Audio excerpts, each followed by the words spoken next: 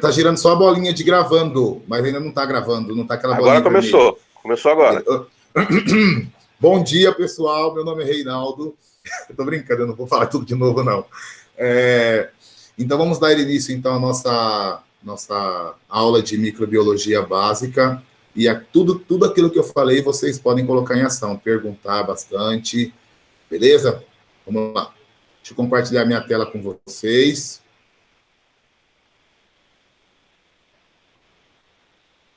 Prometo ser breve, bem breve mesmo, tipo breve. Vamos lá. Compartilhar tela inteira.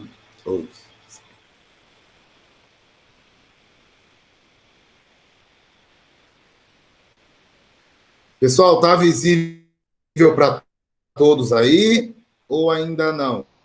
Não. Não.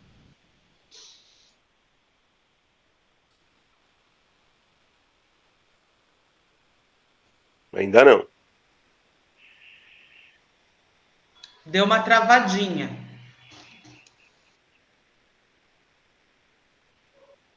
Ainda não? Não. Espera um pouquinho. Quando começar a aparecer, vocês me avisem, por favor. Tá. Mas tá girando alguma coisa aí? Reinaldo está apresentando? Não. Ou não? Ainda não. Ah, tá bom.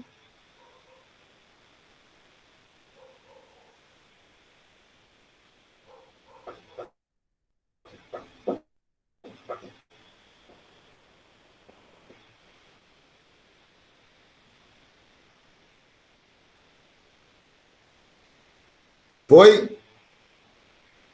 Agora foi. Agora foi aqui para mim também.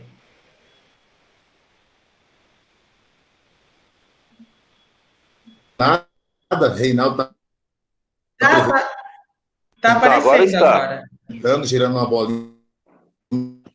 Isso, está no modo apresentação agora. Disso?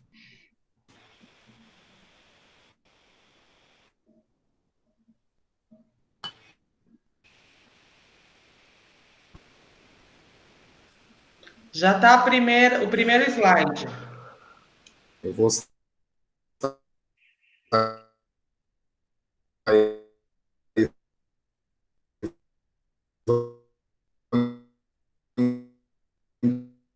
entrar novamente, peraí.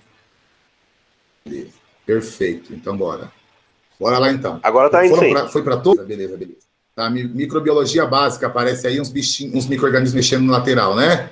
Sim. Beleza. Então posso começar com todos os alunos, tá bom? Quando surgirem por fé. Eu gosto sempre de partir da explicação. Por isso que eu gosto sempre de partir do ponto de vista ok. Por isso que eu acabo não me aprofundando tanto em alguns conceitos, visto que os alunos têm outras disciplinas para administrar. Então a gente vai lá e oferece, pelo menos ali, o pilar para que ele possa interpretar isso depois, né? Aí eu coloquei essa imagem bem bacana. Por que estudar microbiologia, né? Então, o porquê nós vamos descobrir aqui durante a aula. Né? Vamos só conceituar a palavra microbiologia, né? Micro, pequeno, né? E bios, vida, né? Então, vida pequena, né? Então, logos, então, ciência da vida pequena, né? Numa linguagem mais nossa, assim.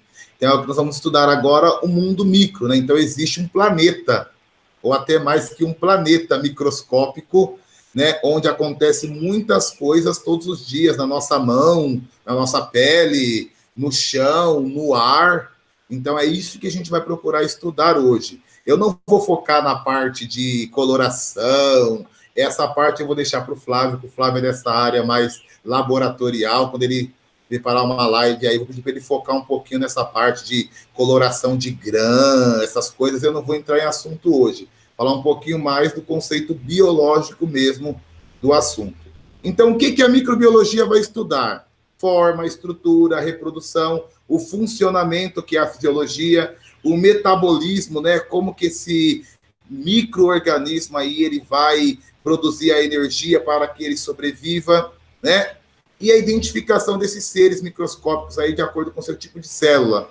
Onde eles ocorrem, a sua interação com seres vivos, né? Um pouquinho do que o Joel falou na aula dele, um pouco das relações estabelecidas entre eles, os efeitos, né? Benefícios e malefícios ao homem, benefícios no sentido de produção de remédio, de cadeia alimentar, de ecologia, e prejudicial no caso das doenças, inclusive uma atual, nós estamos enfrentando, né? Não que classifica como vida, mas é um micro-organismo, né? Porque não tem, né, é microscópico. E alterações físicas e químicas que eles podem provocar em seu meio, como num alimento, por exemplo, a ponto de estragá-lo. Pessoal, só me dá um feedback se está cortando ou está tranquilo a minha fala? Tranquilo, tá tranquilo. Tranquilo? Então, para mim também, tudo bem. Bora lá, então. Show de bola. Vamos lá.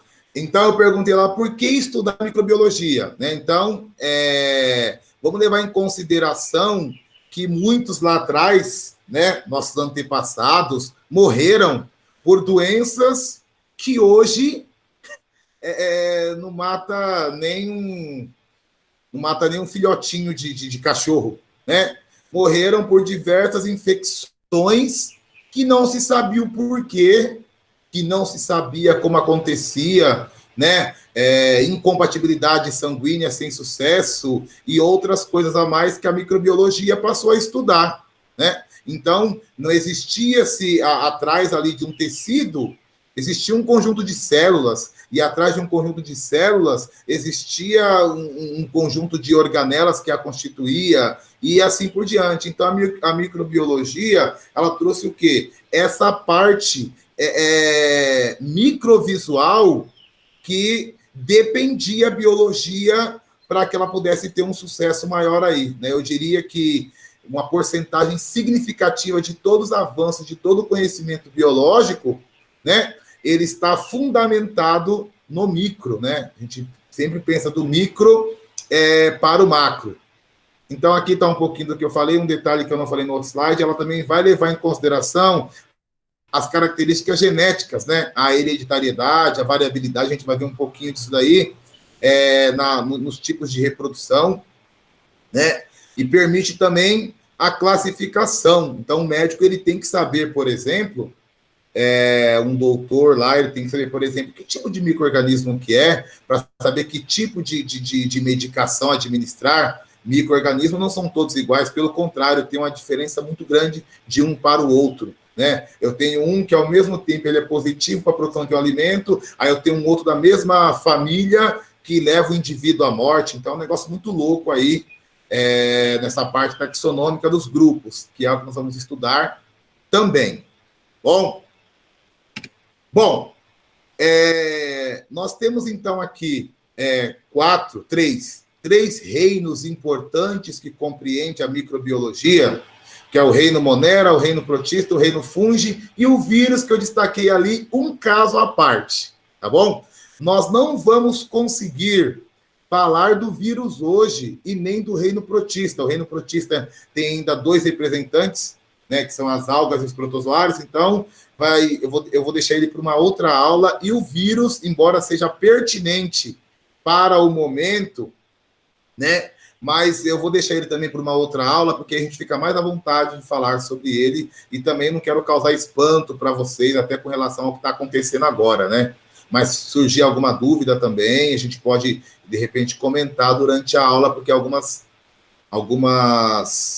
informações que eu vou dar coincidem, né, com ele, até porque ele faz parte, ele até colabora numa reprodução de bactéria aí que ele carrega partículas do plasmídio, enfim. A gente vai ver isso mais para frente. Então, nós vamos focar hoje nos moneras e nos fungis. Procurei falar de 2 distintos por conta do tipo celular, tá bom? Então, vamos falar um pouquinho dos moneras e dos fungis e também da sua reprodução, né? Que, para mim, é a parte mais complexa do reino fungi, são os tipos de reprodução, visto que cada tipo de fungo tem um tipo de reprodução. Mas é tranquilo, vamos juntos embarcar nessa aventura aí e vai dar tudo certo. Bora lá. Vamos começar falando sobre o reino Monera. Reino Monera é o reino que estuda as bactérias. o reino mais antigo de todos eles, né? Até pelo seu tipo de constituição celular. Bom, um pouquinho sobre as bactérias, aqui está bem resumido, eu vou falar no outro slide com mais propriedade. Né? Então, são organismos unicelulares, a gente começa a aprender esses termos lá no 6º ano, unicelular, procarionte, eucarionte, uni, o nome já sugere, né? Formado por uma única célula, e essa célula é um pouco diferente das células que nós conhecemos, das células verdadeiras, né? Das células eucariontes. Eles podem ser encontrados de forma isolada, né, como um coco, ou pode também formar colônias constituídas por células unicelulares. Vou falar um pouquinho da parte interna dela no próximo slide, e são caracterizados pela sua forma, de acordo com o seu arranjo, como que eles se organizam. Eu vou falar também no outro slide. Por que eu estou falando isso? Porque quando nós formos estudar os protozoários, a gente vai observar que os protozoários, a morfologia deles é levada em consideração o tipo de locomoção. As bactérias, aqui é o modo de vocês conseguirem separar um grupo do outro de acordo com a pergunta, tá bom? Então, as bactérias, elas são caracterizadas, né, elas são estudadas de forma, assim, geral. Claro que existem outras especificidades para o estudo, mas elas são levadas em consideração o formato delas, né? Enquanto os protozoários é levado em consideração, por exemplo, o reino protista, né? Levado em consideração a locomoção. No caso, os protozoários, né? As algas é uma outra qualidade. Bom, bacana. Vamos juntos aqui.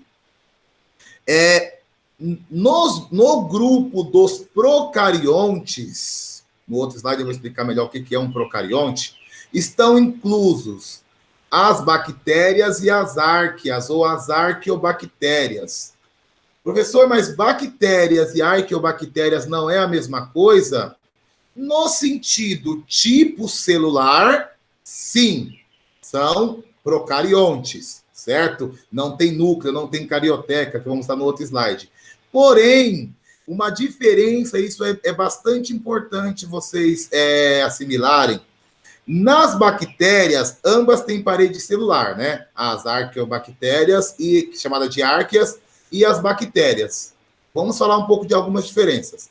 A parede celular das bactérias, ela é formada de peptidoglicano. Que é isso, professor? Que nome que é esse? Como que eu vou lembrar? É uma parede, uma proteção que tem em volta do citoplasma dela, né? Formada por açúcares e alguns aminoácidos, tá bom? A parede celular das arqueobactérias já é formada de polissacarídeo e proteínas, então é um pouco diferente esse tipo de parede, esse tipo de revestimento. Um outro detalhe bacana, as arqueobactérias, elas são bactérias aventureiras. Por quê? Esses micro-organismos, eles só vivem em locais extremos, em águas termais, né, onde eu tenho uma quantidade de micro-organismos muito pequena, em locais onde a temperatura é abaixo de 0, só vivem em lugares remotos. Então, assim, eles conseguem viver em temperaturas e condições de acidez muito alta, né, onde eu tenho uma salinidade muito alta, onde eu tenho uma temperatura muito alta ou muito baixa. Então, por apresentarem paredes celulares diferentes, por viverem em condições diferentes, embora tenham o mesmo tipo celular, houve uma necessidade de estabelecer um outro domínio. Então, acima do reino, né, acho que o Adriano deve ter comentado, porque faz parte um pouquinho dessa parte mais de divisão, né? Acima do reino, então, foram estabelecidos 3 domínios, né? Os domínios das árqueas, que essas arqueobactérias, o domínio das bactérias e o eucária, que são todos eucariontes. É isso, né, Adriano? Você me corrigir se eu estiver errado. Correto, certinho. Isso e aí, só aproveitando que deu uma parada aí, as árqueas são as chamadas extremófilas, né? Por viverem nesses ambientes aí. Exato.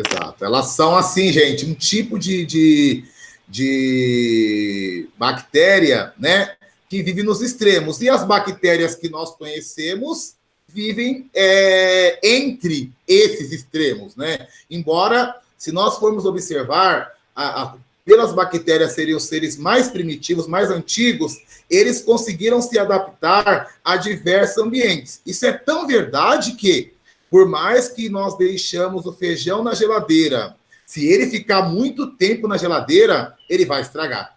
Se nós deixarmos o leite, está escrito lá na caixinha de leite, após aberto, consumirem até 2 dias. Porque os micro-organismos do tipo bactéria, embora a geladeira ofereça uma barreira de temperatura, mesmo assim pode estragar. Justamente porque é um ser que conseguiu se adaptar. Nosso amigo Darwin falava isso, né?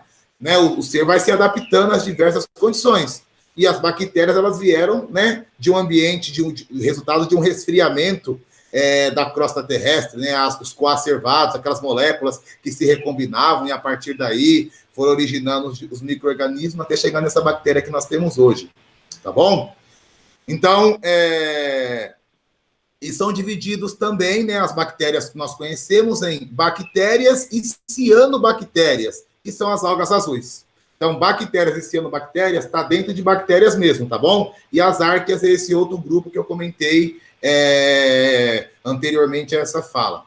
Então, se eu tenho cianobactérias ou algas azuis, esse grupo de algas azuis são seres que realizam fotossíntese. Logo, eles produzem o próprio alimento, né? Eles possuem lá a estrutura que reage com a luz solar para poder captar o gás carbônico e formar a glicose. Então, nós chamamos as cianobactérias, ou também conhecidas como algas azuis, de seres de autótrofos. E as demais, né, a que faz o Yakult, que eu vou comentar, as que causam doenças, né, são heterótrofas, né, porque não produzem o próprio alimento, né, e aí elas geram esse alimento a partir da fermentação, tá bom? Que eu vou explicar um pouquinho o que é fermentação. Ah, tá, Flávio, peraí, só um minutinho. Gente, só um minutinho que eu vou aceitar o Flávio, tá? Eu esqueci desse detalhe da aceitação. Peraí. Ô, Flávio, clica lá de novo para mim te aceitar. Clica lá de novo no...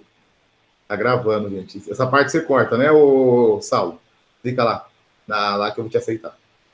Bom, deixa eu retomar a aula aqui. Bom, bora lá.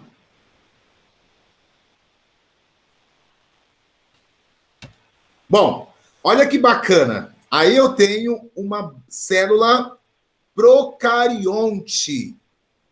Na célula procarionte, a única organela que é assim, membranosa que nós temos aqui são os ribossomos, né? Os ribossomos, até por conta da síntese de proteínas e etc. e tal, né? Então, na célula, uma característica assim, tipo, marcante de célula procarionte é a ausência de carioteca ou de membrana nuclear, né? O DNA dela fica disperso no citoplasma, tá vendo? E como o DNA é esse DNA circular, que é o que ela vai transferir para outra bactéria na hora da reprodução, é chamado de plasmídio, né? Então, o plasmídio são moléculas circulares de DNA, tá vendo? Ó? Ela tem diversos plasmídios. O pile é a estrutura que ela vai utilizar para se aderir a uma outra bactéria quando elas forem trocar esse plasmídio, para que haja reprodução sexuada. O citoplasma é o corpo, né, o citossol ou hialoplasma, certo?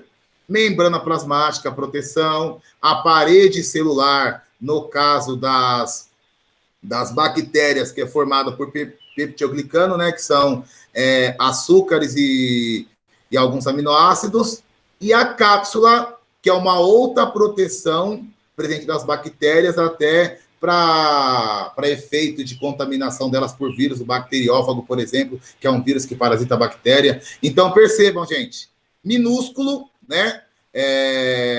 Quando o Flávio for falar dessa parte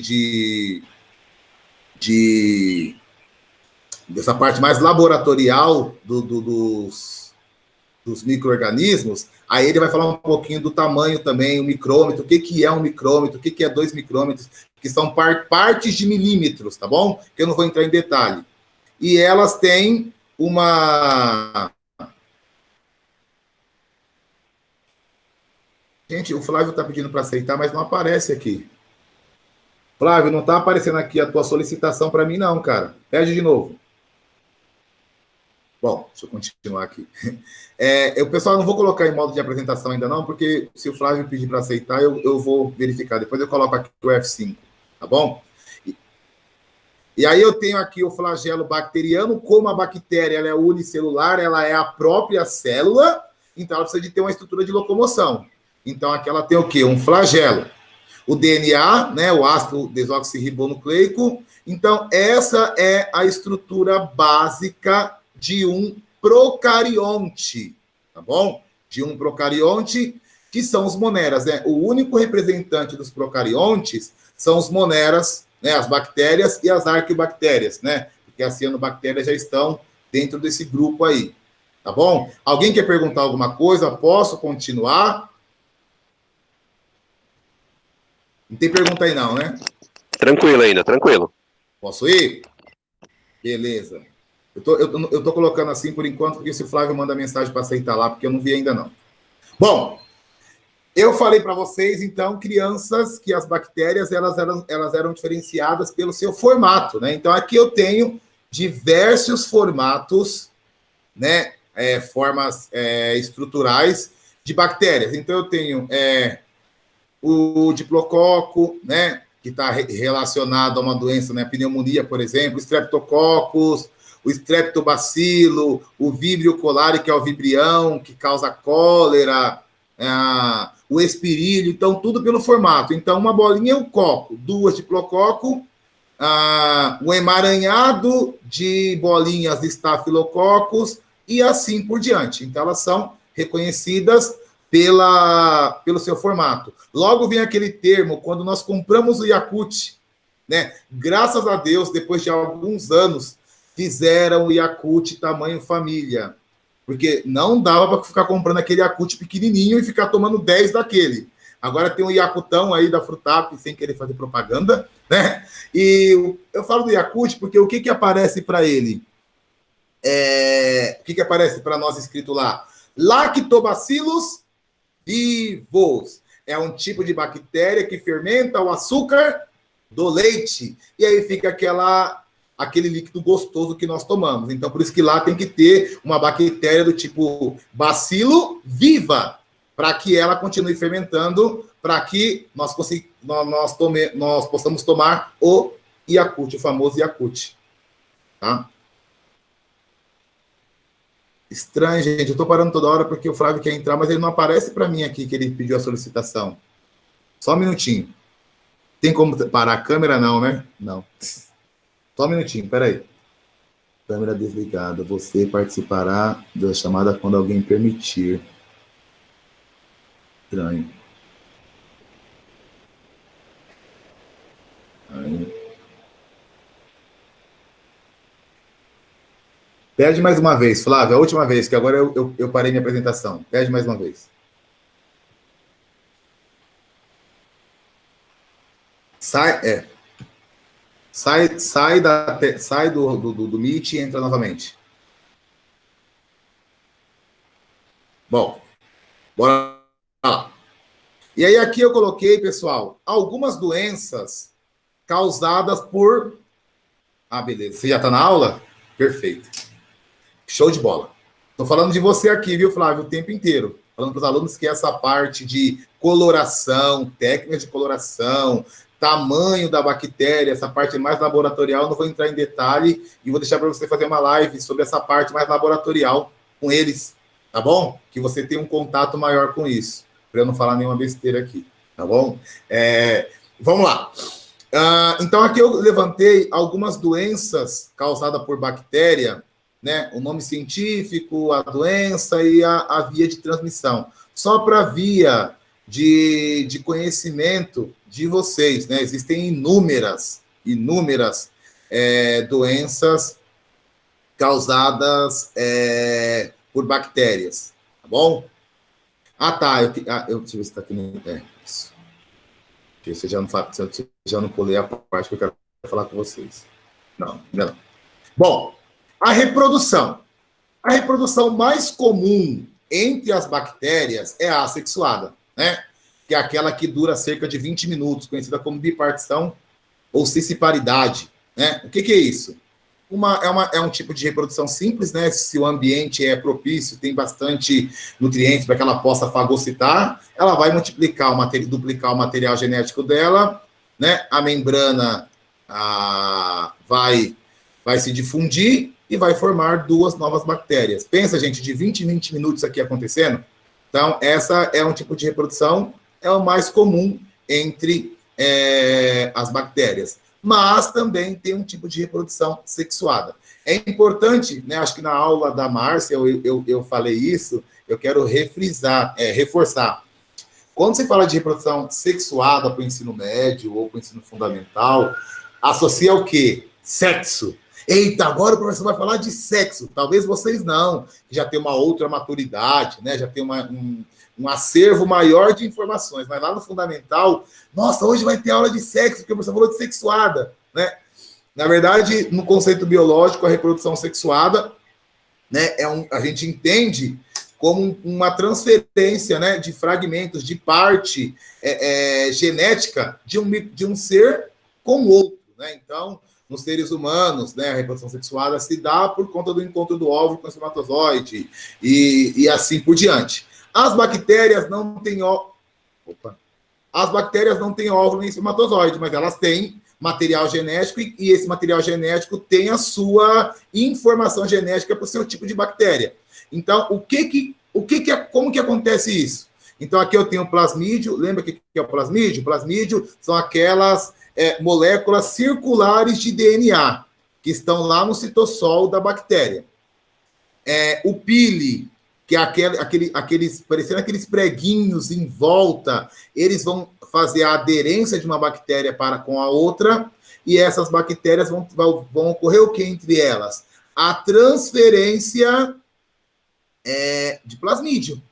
Esse plasmídio vai se recombinar com essa bactéria que recebeu, e aí, com certeza, na sua reprodução, ela vai ter o quê? Bactérias com informações diferentes da célula-mãe, visto que houve um recebimento de um outro tipo de plasmídio. Na cisparidade, não, gente. Na cisparidade é cópia. Cópia. É idêntica. Essas duas aqui são idênticas à mãe. Aqui, não. Esse tipo de reprodução, eu vou ter o quê? Uma variabilidade de bactérias, visto que elas estão compartilhando informações genéticas que cada uma vai ter a sua. Por mais semelhante que seja, cada um tem a sua. Tá certo?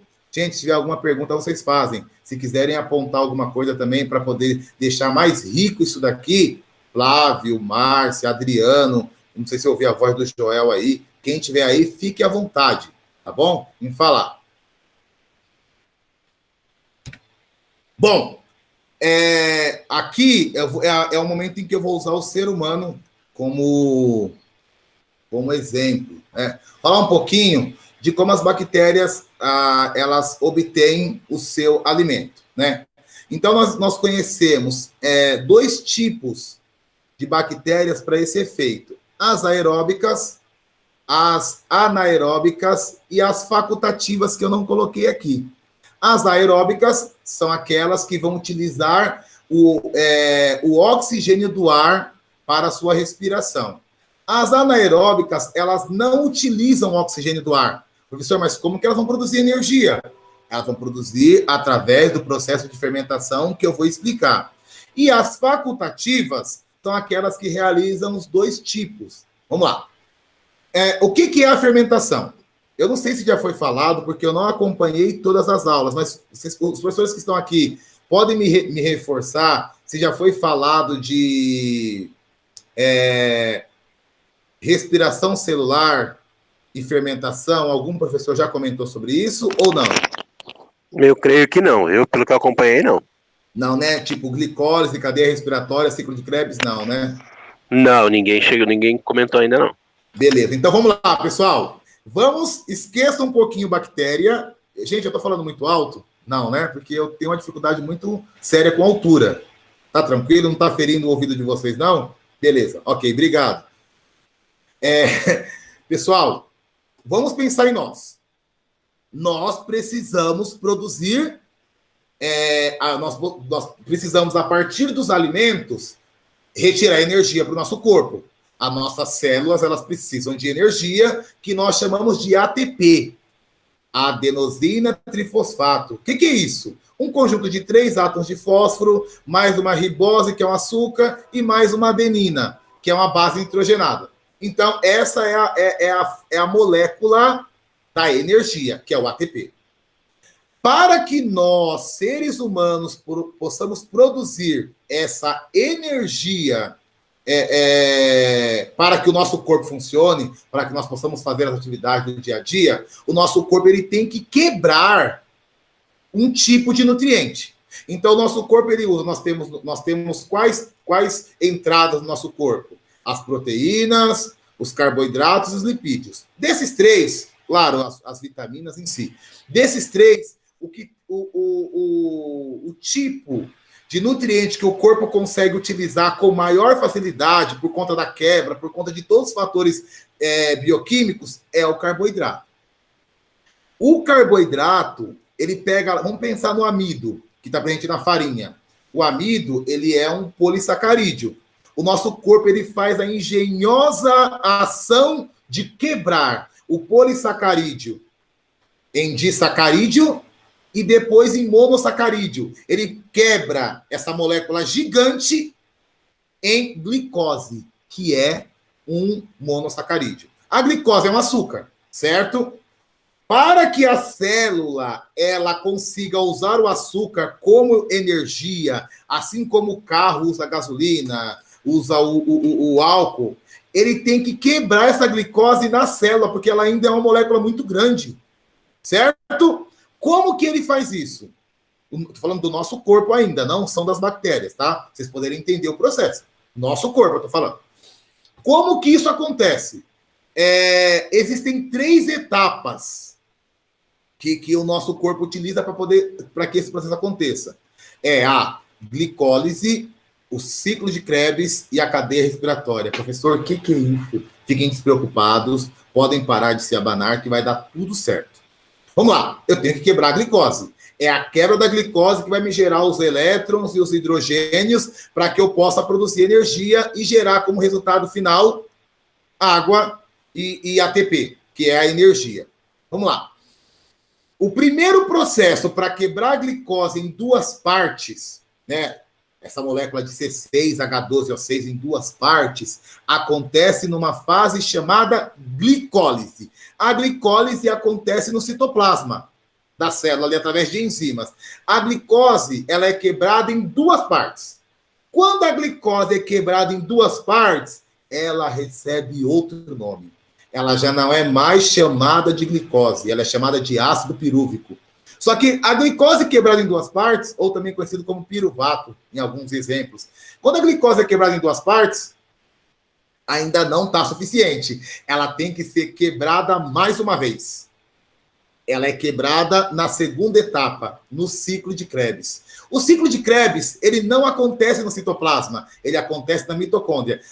Vão gravando esses detalhes que vocês vão entender quando eu falo da fermentação. No ciclo de Krebs acontece um evento que vocês agora vão entender o porquê. No ciclo de Krebs acontece um evento extraordinário. A glicose, que é o ácido pirúvico agora, né? Ela é quebrada totalmente. Quando a glicose, que é o ácido pirúvico agora, quando o ácido pirúvico ele é quebrado totalmente no ciclo de Krebs, lá na matriz da mitocôndria, gera um resíduo. O que é um resíduo? Algo como consequência dessa quebra. Que resíduo que gera? O gás carbônico. Esse gás carbônico que nós mandamos para fora na expiração é o quê? Glicose sendo quebrada em ácido pirúvico sendo quebrado em partículas menores. Então, o gás carbônico, quando a gente vai estudar o sistema respiratório ou o sistema circulatório, que fala assim, olha, na grande circulação, o sangue volta pelas veias até o coração e traz o sangue rico em gás carbônico. Que gás carbônico que é esse? É o gás carbônico, esse é o resíduo da quebra total da glicose. Então, no ciclo de Krebs, houve a quebra total. Lá na cadeia respiratória, na crista da mitocôndria, é que vai acontecer a produção de energia. Ou seja, tem uma enzima importante lá que vai girar, tem o oxigênio que vai atrair esses hidrogênios, e como resultado final, a célula vai produzir o quê? Água e energia. A energia é essa que nós utilizamos no nosso dia a dia. E a água é o que ela produz como resultado de todo esse processo. Gente, isso é muito complexo, tá? Mas é assim que a nossa célula, ela trabalha. Quando nós estamos perdendo peso, é porque nós estamos quebrando glicose. Quebra glicose, quebra glicose, quebra glicose, quebra glicose. Quanto mais atividade física, mais você respira, mais quebra glicose. E aí você vai ter o quê? Uma perda de peso e a célula vai trabalhar. É assim que acontece. Vamos agora para as bactérias anaeróbicas. O que elas fazem? Elas fazem um processo inicial a tudo isso que eu expliquei. Elas realizam uma fermentação. Se eu falo para vocês que o ciclo de Krebs acontece na mitocôndria, bactéria heterótrofa, né? Elas não têm mitocôndria, né? Bactéria, aliás, não tem mitocôndria. Então, nas bactérias, desses 3 processos, só acontece a glicólise. O que é a glicólise? A quebra parcial da glicose. Quebra só em 2 partes. Conforme a bactéria só tem essa fase, porque ela não tem outra organela para poder continuar o processo, na fermentação ocorre a quebra parcial da glicose, não é a quebra total, que nem na respiração celular, como no ser humano. Então, o resultado dessa quebra, dependendo do local que essa bactéria está, ela vai gerar alguns produtos. Por exemplo, as bebidas alcoólicas, o iogurte, o Yakult, tudo isso é o quê? A quebra parcial da glicose. Então, o que a bactéria faz? Ela fermenta, ela quebra essa glicose, só que ela não quebra total. A cada quebra que ela realiza, gera um produto. E esse produto pode ser o iogurte, pode ser, no caso da fermentação acética, o vinagre, percebe? Que é a partir da fermentação do vinho. Então, a bactéria no vinho, ela vai fermentar, ela vai quebrar essa glicose e vai formar vinagre. No leite, ela vai quebrar e vai formar, por exemplo, o leite fermentado aí, o iogurte. Isso, gente, é o quê? Quebra parcial de glicose. Esse processo é chamado de fermentação. Então, se cair para vocês uma pergunta, qual que é a diferença de fermentação e respiração celular? A respiração celular é a quebra total da glicose e gera muita energia. Na fermentação é uma quebra parcial. Por que parcial? Só tem glicólise, não tem as outras 2 etapas. Então, quebra parcialmente a glicose e vai gerar os seus produtos de acordo do local em que isso está sendo quebrado. Como as bactérias infestam tudo, estragam tudo, em alguns locais ela acaba sendo positiva porque ela fermenta. E se ela fermenta, ela vai gerar um produto. É basicamente isso, tá bom? Um outro detalhe importante também, quando nós estamos em Q perfeito, deixa eu corrigir. Q perfeito. Q perfeito é o quê? Fazer Cooper. Estamos em atividade física. A meninada aí está na academia, está fazendo caminhada, Q perfeito, realizando Cooper. O nosso corpo está produzindo muita energia. E muitas das vezes, o músculo precisa de muita energia para ele funcionar. E o músculo, ele não consegue fazer o processo de glicólise, ciclo de Krebs, cadeia respiratória. E aí, ele vai entrar num processo também chamado de fermentação, porque ele começa a produzir o ácido lático, que é um processo de fermentação lática. Ou seja, ele vai utilizar esse tipo de fermentação da quebra da glicose para poder suprir a necessidade. Você está utilizando muito músculo e ele não está conseguindo fazer os 3 processos e atender a sua necessidade. Aí ele quebra o quê? Ele começa a quebrar a glicose só parcialmente, para poder gerar energia muito rápido, de acordo com a sua necessidade. A partir daí, ele começa a produzir muito ácido lático. Aí eu vou falar para vocês um outro mistério. Sabe quando dá cãibra? Quando dá aquela dor no músculo, é para você parar, porque está produzindo um excesso muito grande de ácido lático. E o ácido lático nos músculos, ele não é, em grande quantidade, ele não é produtivo. Aí o corpo tem que liberar isso daí. Por isso que qualquer atividade física em excesso, que o corpo não consegue produzir ali via respiração celular, ele vai produzir energia via fermentação.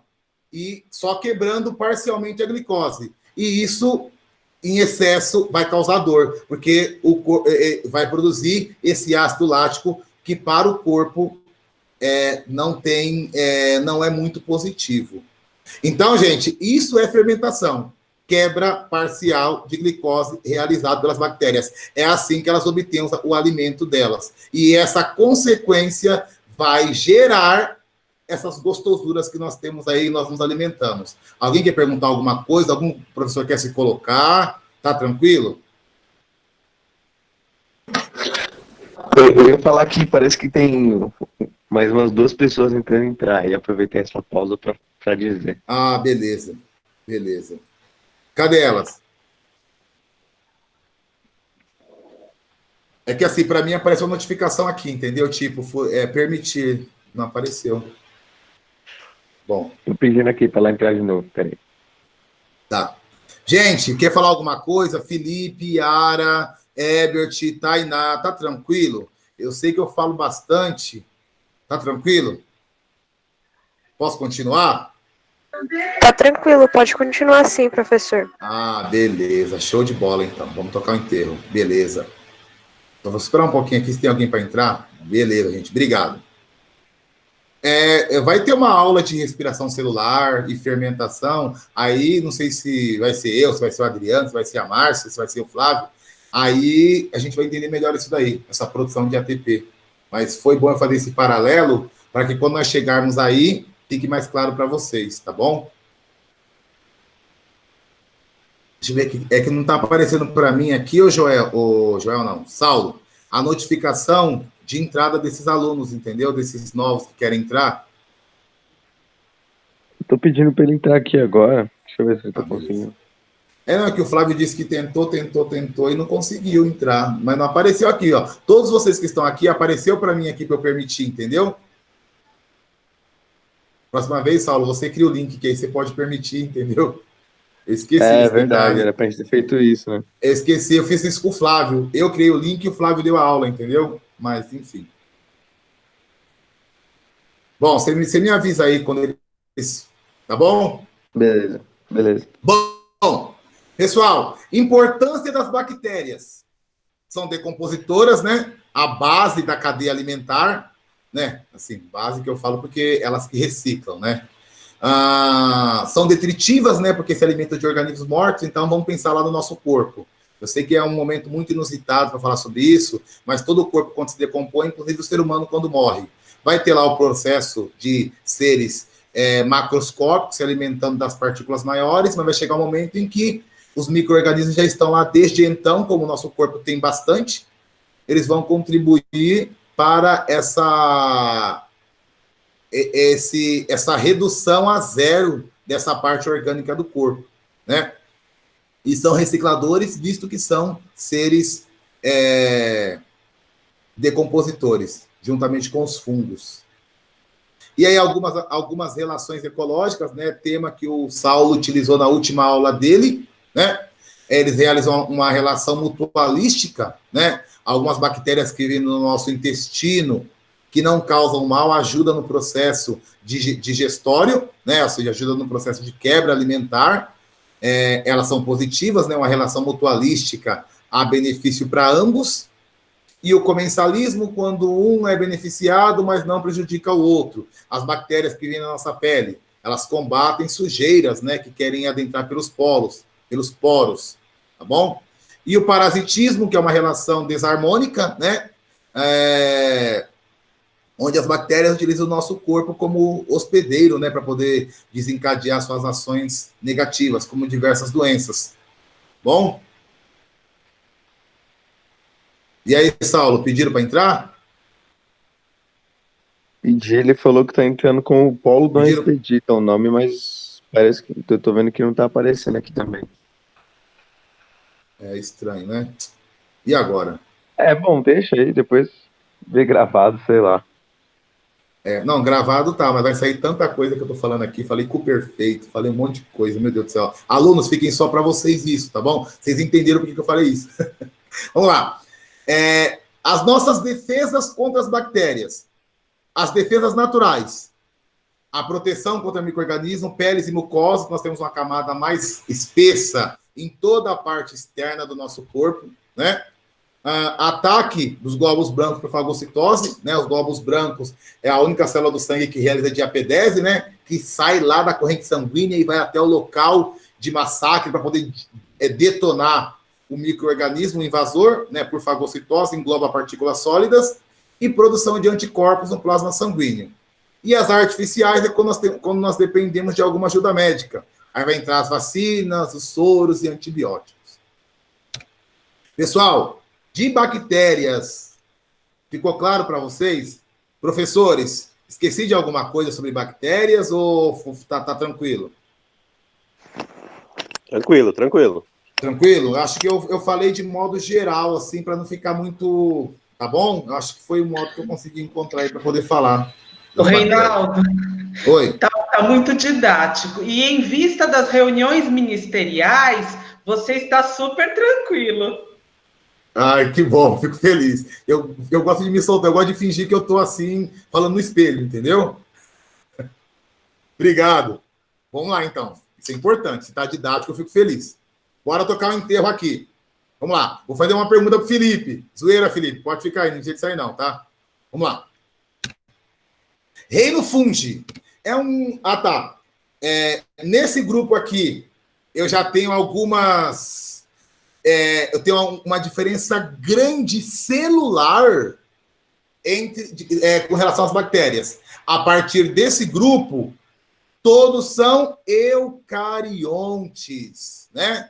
Célula verdadeira, eucária, verdadeira, célula verdadeira. Falei várias vezes isso, né? Oh, meu Deus do céu. São seres que apresentam carioteca, organelas membranosas, aquele monte de nome que os professores falaram aí em aulas anteriores, quando falou de citologia, complexo de Golgi, retículo endoplasmático rugoso, onde vai ter os ribossomos, retículo endoplasmático liso, mitocôndria, tal, e assim por diante. E o nosso núcleo, o nosso DNA, ele não está solto, parecendo várias minhocas enroladas uma na outra no citossol. Ele está enroladinho dentro de uma proteína chamada histona, lá dentro do núcleo, uma gracinha, enroladinho lá dentro assim, ó. Lindo e maravilhoso. Isso todos os eucariontes têm em comum, tá bom? São aclorofilados, ou seja, não tem clorofila, então nesse tipo de reino não tem nenhum ser autótrofo, né? São heterótrofos por absorção, né? Por digestão extracorporal, né? Eles quebram primeiro o alimento, para depois fazer o tipo de absorção. Podem ser saprófitos, no caso dos decompositores. Lembra que os decompositores em uma cadeia alimentar é constituído por quem? Fungos e bactérias. E podem ser parasitas. Então, ó, eu não sei aí nesse pessoal que está aí na aula, não, mas quem tem chulé aí? Quem tem chulé é fungo. Professores, é isso, né, professores? Chulé é um fungo. Micoses, então, vamos conhecer agora o que nós temos, aquele cheiro difícil lá de, enfim. Não, pode ser que não seja o caso de vocês, né? Tô brincando. Podem ser unicelulares, no caso das leveduras, pluricelulares, né? Os pluricelulares têm um corpo top da balada, que é o que vocês conhecem, né? Que é aquele cogumelo, né? Que a gente fala que é a casinha do sapo, né? A gente vai falar um pouquinho da estrutura dele. Possuem células com parede celular de quitina, uma parede celular mais rígida, uma proteção externa mais assim, tipo paredão mesmo, um negócio com revestimento bem interessante. A reserva energética, gente, essa parte é bem bacana. Nós vimos lá que as bactérias, elas quebram a glicose, né? No caso, para obter o seu alimento, a maioria das as anaeróbicas em si. A reserva energética dos fungos é a mesma que a nossa, que é o glicogênio, né? Açúcar e oxigênio. Então, o glicogênio nós armazenamos onde? No fígado. o glicogênio, que é toda a energia que nós retiramos e é armazenado no fígado, cai na corrente sanguínea, no nosso caso. Cai na corrente sanguínea e é utilizado nas células no processo aí para o corpo poder realizar suas atividades. E também tem uma porção de glicogênio, sabe onde, gente? Nos músculos, né? Por causa do corpo perfeito. O músculo esquelético é um músculo que está o tempo inteiro em movimento. Então, ele precisa de muito glicogênio. Então, o glicogênio do músculo esquelético, ele usa nele mesmo. Qual que é o músculo esquelético? O músculo que reveste o esqueleto, né? Então, o nosso esqueleto é encapado por músculo, que tem movimentos voluntários, né? Células estriadas. Então, o glicogênio, ele é armazenado no corpo humano, no fígado, né? Me disseram que aqui tem gente tentando entrar. Eu fico tão preocupado com isso. Gente, próxima aula eu vou usar o Zoom, tá? Acho que o Zoom tem menos dificuldade sobre isso. Vocês me perdoem, tá bom? Tem aluno querendo entrar e não aparece para mim aqui a notificação para ele entrar. Enfim, vamos lá. Então, o glicogênio, elas também têm esse tipo de reserva, né? Na forma de glicogênio.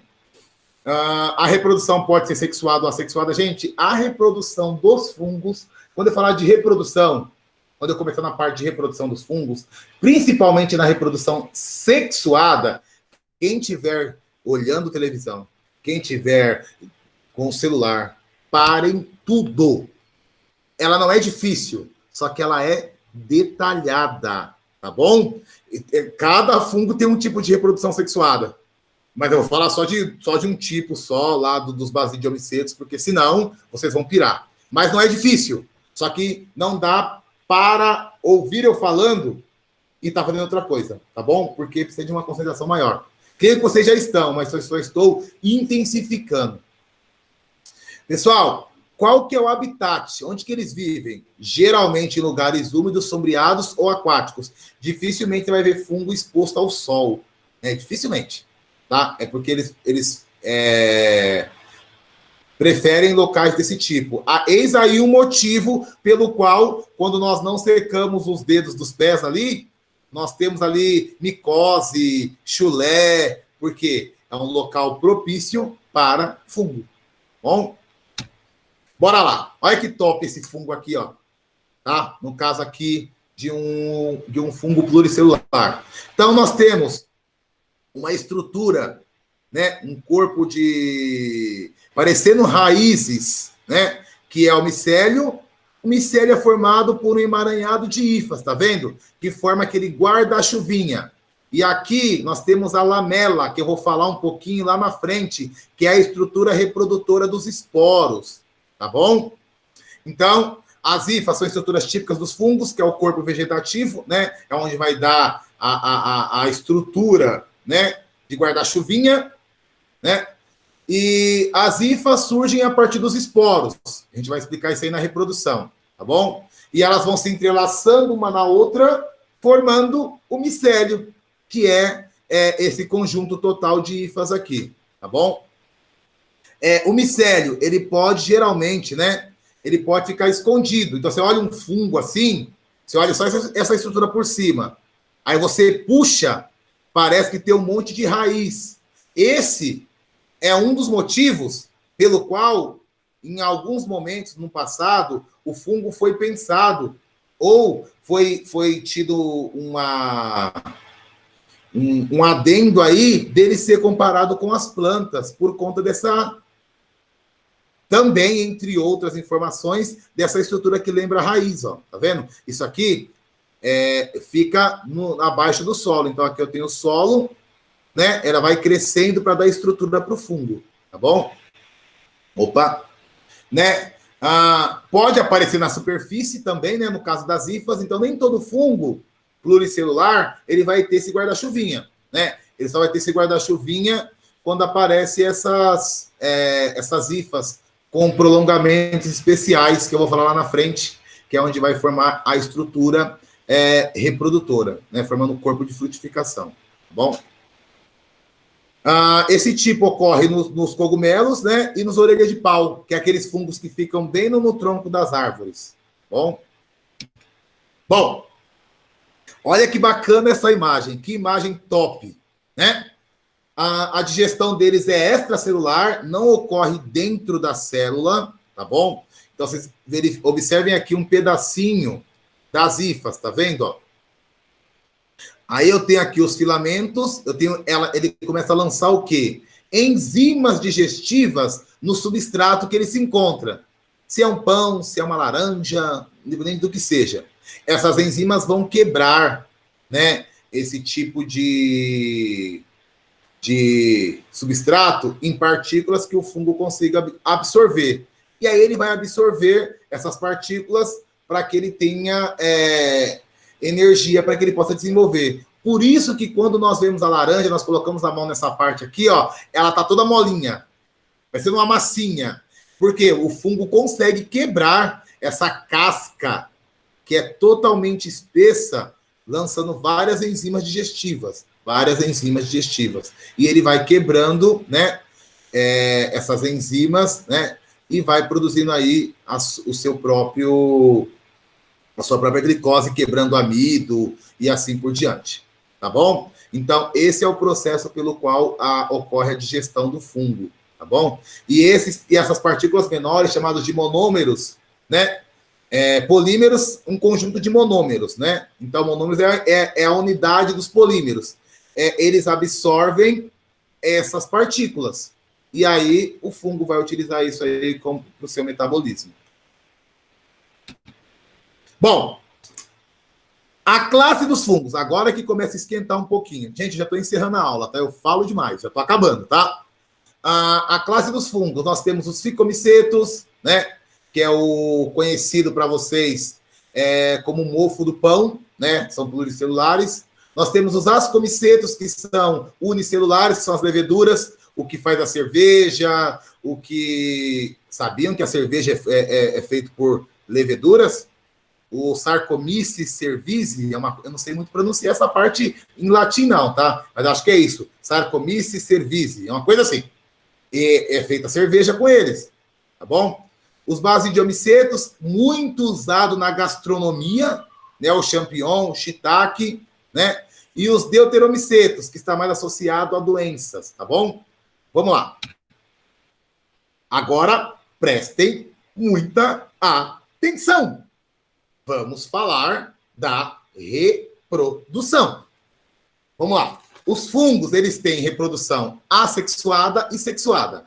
Assex ou sex. Vamos falar da reprodução assex. Na reprodução assex, não tem compartilhamento de DNA, ou seja, não tem um fungo que encosta com outro tipo. Prazer, quero te conhecer. Qual que é o seu nome? Fungo 1, eu sou fungo 2. Vamos namorar? Vamos trocar DNA? Não, não tem. Na assexuada não tem isso. Na assexuada, eu sou o fungo, eu vou duplicar o meu material genético e eu vou dar origem a uma outra cópia. Tipo a cisciparidade nas bactérias, certo? Vamos ver um exemplo aqui do Saccharomyces cerevisiae, que é um tipo de levedura, tá bom? Lá do grupo dos ascomicetos, tá bom? Vamos lá. Aqui eu tenho o fungo, ele é unicelular. Aqui eu tenho o DNA dele. Esse DNA duplica e vai formando um brotinho pequeno. Vai formando um brotinho pequeno bem nas proximidades do fungo original, com um material genético duplicado. Em alguns casos, esse broto pode soltar, em outros casos, o broto fica unido a ele. Por isso que fala que é uma reprodução assexuada por brotamento. Se vocês colocarem aí no Google fungo para produção de cerveja ou levedura, vai aparecer o quê? Bolinhas grandes e bolinhas pequenas. O que é isso? É o brotamento. Então, forma o quê? Um brotinho. Esse brotinho aqui, ele é resultado dessa reprodução assexuada. Material genético duplica e vai formando um outro prolongamento próximo da própria célula. Lembre que esse aqui não tem várias células, é unicelular. Então, por isso que é chamado de reprodução por brotamento. Dentro da reprodução assexuada, também tem uma chamada de esporulação. Esporulação, lembra o quê? Esporos, certo? Vamos falar desse fungo aqui, ó. Esse fungo que é do tipo Rhizopus. Esse alomíceis eu vou falar depois. Então, lembra que nós temos aqui o micélio, aquela imagem lá do corpo de frutificação? Aqui, já no caso de reprodução de seres com mais de uma célula. Então, eu tenho aqui o micélio. Olha que interessante, gente. Do micélio parte uma hifa especial. O que é essa hifa especial? Essa hifa especial, ela vai produzir um tipo de esporo. Por ela produzir esporo, ela é chamada de espongióforo. Então, essa hifa especial, ela é chamada de espongióforo, visto que ela vai produzir... Estou com o celular aqui do lado, não era não. Visto que ela vai produzir esporos. Essa bolinha aqui, ela é chamada de esporângio. Aqui dentro, os esporos sofrem mitose. O que é mitose? Mitose é aquela divisão em que tem como resultado final células filhas idênticas à mãe, certo? Chamamos a mitose de divisão equacional. Então, na mitose e meiose foi falado em aulas anteriores que eu me recordo. Então, aqui dentro vai formar os esporos por mitose. Quando essa hifa ela fica numa fase adulta, digamos assim, ela vai liberar esses esporos no ambiente, no ar, através do vento, vai ajudar na propagação. Se esse esporo cair num local propício, sei lá, caiu num pedaço de pão, né? Esse esporo, parece uma cobra aqui, né, gente? Não é não, tá? É a germinação. Esses esporos vão fazer o quê? Vão começar a produzir hifas, essas hifas vão se emaranhar em micélio, vai formar uma hifa principal, o esporangióforo, e vai acontecer o mesmo processo. Então, a esporulação se dá pelo tipo de fungo que produz esporos. Por onde, professor, isso acontece? O micélio produz uma hifa principal, uma hifa especial, chamada de esporangióforo. Por que é esse nome? Porque ela produz esporo. O nome da bolinha, da estrutura, é chamado de esporângio. O que acontece com o esporo aqui para ter em grande quantidade? Sofre mitose. Esses esporos são liberados, eles germinam para que aconteça esse processo novamente e o ciclo continue. Isso é esporulação. Esse outro fungo aqui, ó, os alomíceis, eles também acontece esse processo, só que é na água. Se é na água, esporos na água não rola. Então, acontece o mesmo processo com estruturas aquáticas, lógico, e ele vai produzir um tipo de esporo com rabinho, esporos com flagelos, que vai ocorrer a germinação, caindo no local propício para esse tipo de ambiente, e vai acontecer o mesmo processo. Só que aqui eu tenho o quê? Flagelo, que é uma estrutura que vai ajudar na água, para que ele possa se locomover. Reprodução assexuada, ok? Ou alguém quer perguntar alguma coisa?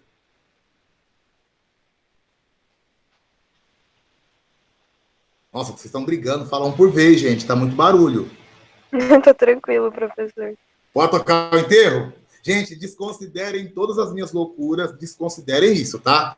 Foquem só aqui na aula, porque eu sou meio loucão. Bora lá. Agora sim, parem tudo que vocês estão fazendo.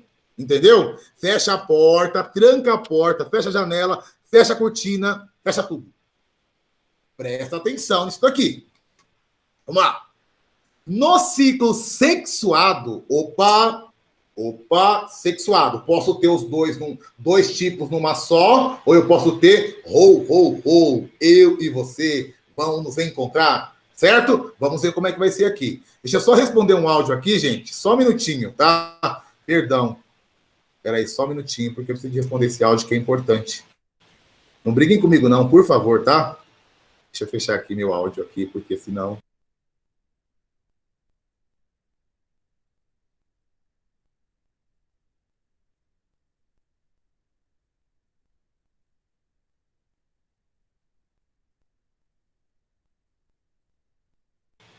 Pronto, pessoal, voltei. Foi só ouvir o áudio. Bora lá. Pessoal, tá meio claro aí, mas foi a imagem que eu encontrei melhor e mais didática para poder explicar o ciclo o ciclo sexuado. Vamos lá. Eu fiz até uma colinha aqui para ficar uma sequência bem bacana para poder explicar. Vamos lá. Pessoal, vamos falar dos basidiomicetos, tá bom? É um tipo de fungo que não entra em detalhe. Todo basidiomiceto, ele tem o quê? O basidiocarpo, que é essa estrutura aqui, ó. Baside, desse tipo de fungo, e carpo, que lembra fruto, né? Quando nós estudamos a anatomia das angiospermas, dos frutos, nós estudamos o mesocarpo, o endocarpo e assim por diante. São estruturas que compõem o fruto, parte interna, parte externa e parte do meio, né? Que todos fazem parte do pericarpo, enfim. Então, carpo quer dizer fruto. E base por causa desse tipo de fungo. Pessoal, esse tipo de fungo aqui, ele tem aqui embaixo do guarda-chuvinha uma estrutura chamada de lamelas. Nas lamelas, eu tenho o quê? Células dicarióticas. Carióticas vem de núcleo, certo? Então, elas têm o quê? Células com 2 núcleos. Nos fungos, eu chamo esse tipo de núcleo, ele vai ter a função aqui de gametas.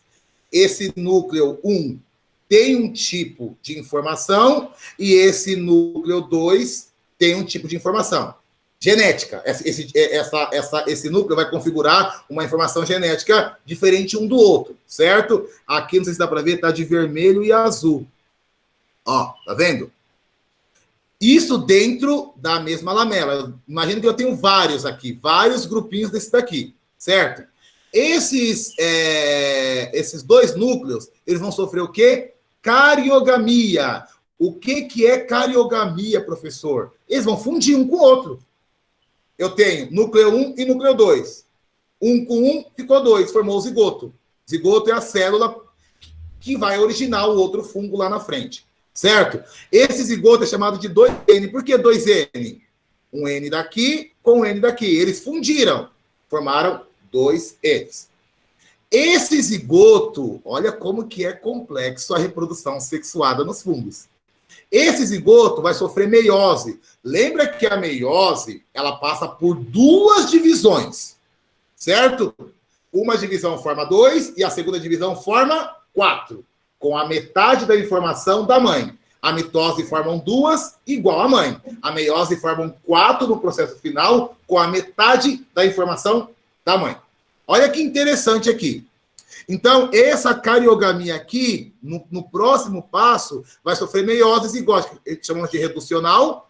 Por que reducional? Porque vai reduzir a metade. Então, ó, eu tenho 4 aqui de um tipo de lamela, de um tipo de uma parte dessa, e 4 aqui, ó. 4, tá vendo? Ó? Nós chamamos de basidioesporos, que seria a célula sexual, né? A célula que vai dar origem às novas hifas, tá vendo? Então eu tenho hifas daqui, certo? Gente, hifa vermelhinha, nós não podemos chamar assim, fungo não tem sexo, para falar assim, olha, um tipo de esporo é masculino e outro é feminino. Nós chamamos de esporo positivo e esporo negativo. Por quê? Porque eles têm a sua compatibilidade genética. Eles têm tipos, especificidades diferentes, visto que um é de um núcleo e outro é de outro núcleo, embora estejam no mesmo fungo, tá bom? Aqui é um caso de pluricelular, tá bom? Então, olha só, esse tipo de esporo individualmente vai produzir sua hifa, N, porque é só metade. Esse tipo vai produzir sua hifa, esse tipo vai produzir sua hifa, e assim acontece com esse também. O que vai acontecer nesse passo aqui, ó? Ó, a plasmogamia. O que é a plasmogamia?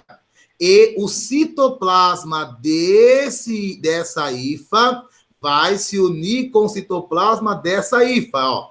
Plasmogamia. Na plasmogamia, uniu o quê? Os 2 citoplasmas formaram 2 núcleos de novo, o vermelhinho e o azul. E aí vai acontecer tudo novamente. Micélio dicariótico, N com N, ó, tá vendo? Ó? Esse daqui vai desenvolver e vai formar aqui de novo. E vai acontecer o mesmo processo.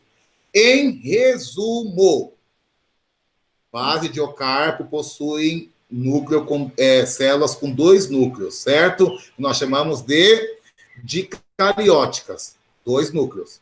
Esses núcleos sofrem cariogamia. O que é isso? Um funde no outro. Esse núcleo fundido com 2 informações sofre meiose. A meiose é reducional, vai gerar 4 novos esporos, certo? 4 e 4. Esses esporos vão se desenvolver independente, certo? Hifas daqui, que é a parte inicial do corpo de frutificação. Essas hifas, em condições adequadas, vão se unir via citoplasma, formando a plasmogamia. Vai desenvolver 2 núcleos novamente e o processo continua. Gente, conseguiram entender? Fala em áudio para mim aí. Fala em áudio. Se expresse em áudio, por favor, se entendeu ou não isso aqui. Obrigado, gente. Muito obrigado. Nossa, quanta gente. Eu entendi sim, professor. Que bacana. Olha só, os ascomicetos, que é um outro tipo de fungo, gente, já na reprodução sexuada, já é totalmente diferente. Acontece a mesma coisa. Só que aqui não são 2. São quantos? 4. E ele sofre meiose, depois ele sofre mitose e acontece a mesma coisa. Então, a reprodução dos fungos, não sei se os colegas vão concordar comigo, eu acho a reprodução mais complexa. Por quê? Porque cada fungo dentro do sexuado vai ter um tipo. O que vocês acham disso, ô Márcio, Adriano? Não é bastante complexo a reprodução dos fungos? É muito, e ainda tem os deuteromicetos, né? Que aí é pior. Exato, que é aqueles que não conseguem fazer justamente isso. Então, eu optei por colocar para eles os 2 mais, assim, os basidiomicetos, que é o mais tradicional, né? Para que eles possam entender. É isso, né? Vocês querem colocar alguma coisa? Eu acho que foi bem didático, Reinaldo. É que é difícil mesmo, assim, é complexo, né? Não difícil. São muitos nomes, muitas frases, mas foi tranquilo. A explicação está muito boa. O importante aqui nesse slide aqui é dizer o seguinte, ó. O que está escrito em branco são estruturas. O que está escrito em amarelo é o que está acontecendo. Então, isso é bacana também, é uma analogia legal. Ó, aqui acontece cariogamia, que é a fusão dos núcleos. Meiose é um outro processo que vai virar 4. Germinação para formar as hifas. Plasmogamia, união dos citoplasmas, tá vendo? Então, acho que a parte branca é o nome das estruturas e a amarela é o que está acontecendo com essas estruturas. Então, eu achei bem bacana esse tipo de slide para poder explicar. E eu acho também que se em toda aula eles forem fazendo uma anotação das palavras muito utilizadas em biologia, vão chegar algumas palavras que eles já têm o entendimento do que significa. Então, zigoto, cário, e aí fica mais fácil entender as outras palavras. Sim, e genética foi falado muito de cariótipo, né? E etc e tal. Que bacana, gente. Eu vou seguir o enterro aqui. Bom, e aí aqui nós temos algumas doenças graves causadas por fungo. Gente, eu não vou ler, tá bom? Para ganhar tempo, só para vocês conhecerem, né? Fala só um pouquinho da penicilina, né? Que a penicilina foi descoberta ao acaso, né? Por Alexander Fleming, né? Não estou falando da doença, estou falando do antibiótico, tá bom, gente? Descoberto lá em 1929, Alexander Fleming era um cara que estudava culturas de bactérias, né, naquelas plaquinhas de Petri. Vou falar bem resumidamente.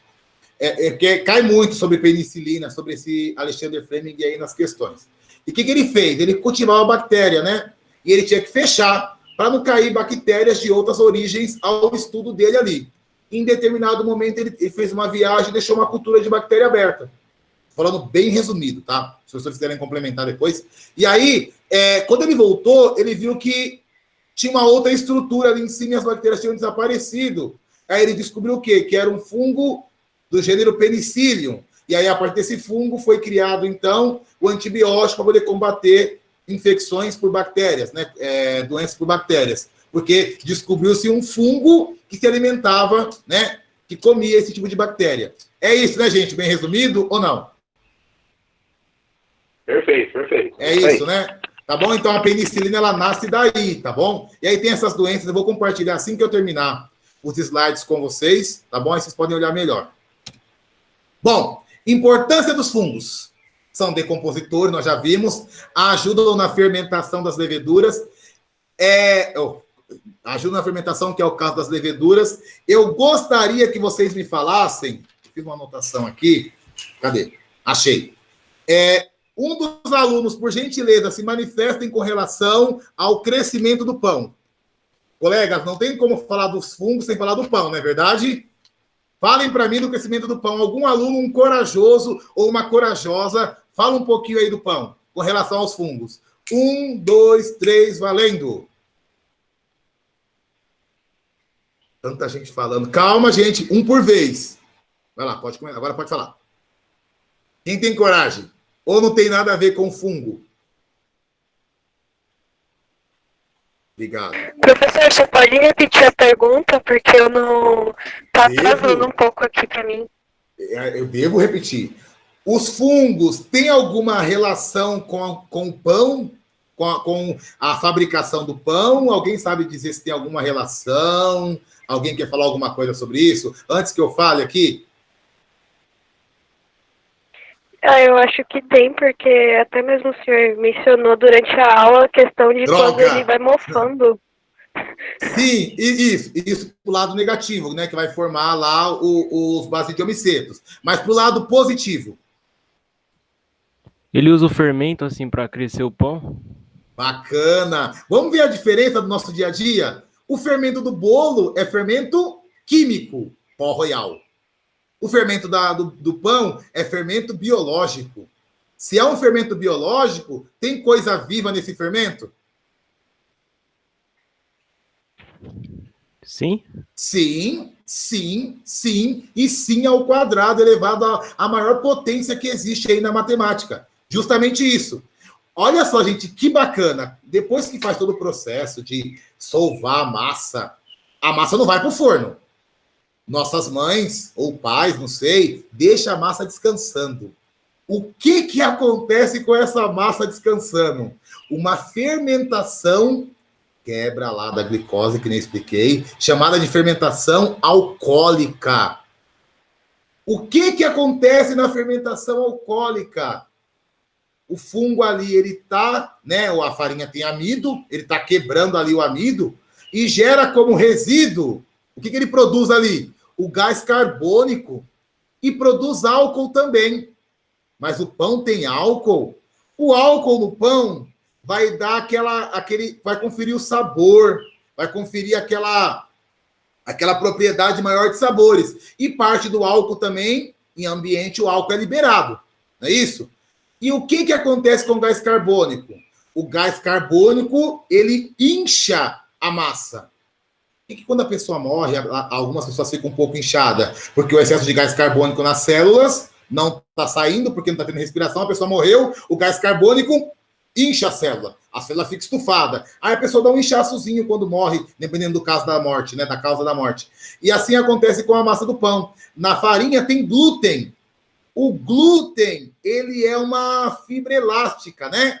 E o glúten agrega, não deixa o gás carbônico sair. E o gás carbônico vai deixar a massa fofinha, a massa grande, pode ser grande, a massa mais inchadinha, tá? Vai inchar a massa. E vai manter também a massa macia. Quando esse pão vai para o forno, a temperatura ajuda mais ainda. Então, por isso que a farinha tem glúten, e o que confere o crescimento dessa massa e o crescimento desse pão é justamente essa fermentação, certo? A produção de gás carbônico e o álcool também que é produzido, embora parte desse álcool ela evapora por conta da temperatura. Então, a fermentação que ocorre no pão através dos fungos, do tipo levedura, lá daquele que eu falei lá, do Saccharomyces cerevisiae, é um tipo de fermentação chamada de fermentação alcoólica, pois tem como produto final a produção de álcool, tá bom?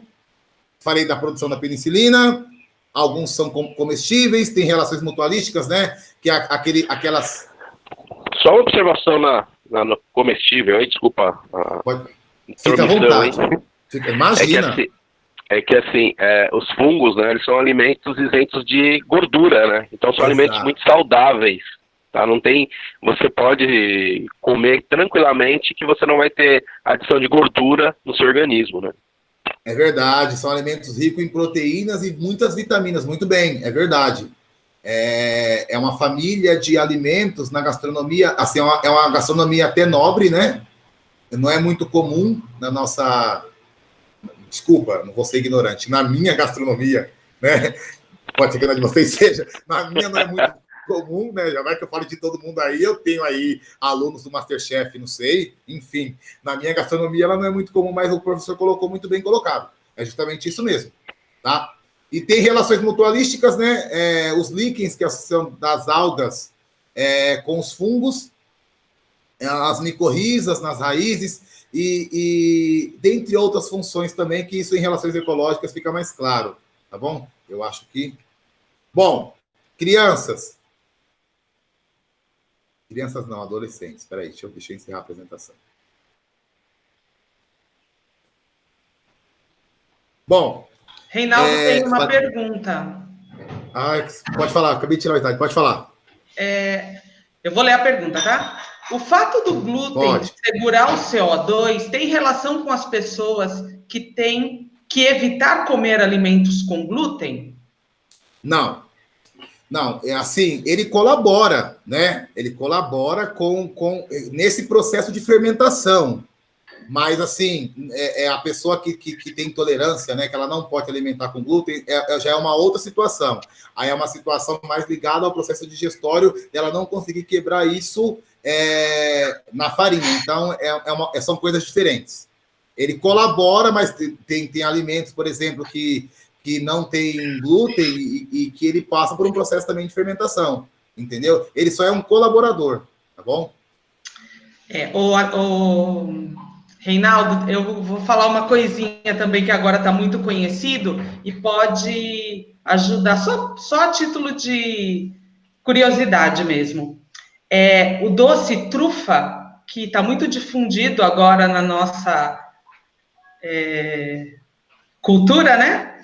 Sim. Também é um fungo e a maioria das pessoas não sabem. Não o doce, né? Ele é feito baseado num fungo, que é muito utilizado na alta gastronomia, eu também não utilizo, mas a trufa é feita, o doce, que é um doce de chocolate, baseado nesse fungo.